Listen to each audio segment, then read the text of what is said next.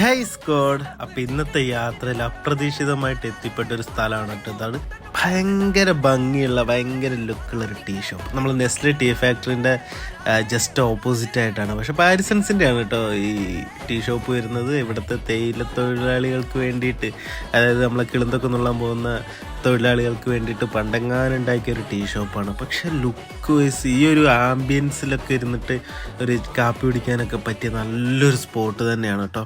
ഭയങ്കര ഒരു മനഃശാന്തി കിട്ടുന്ന ഒരു സ്ഥലം തന്നെ പറയാം.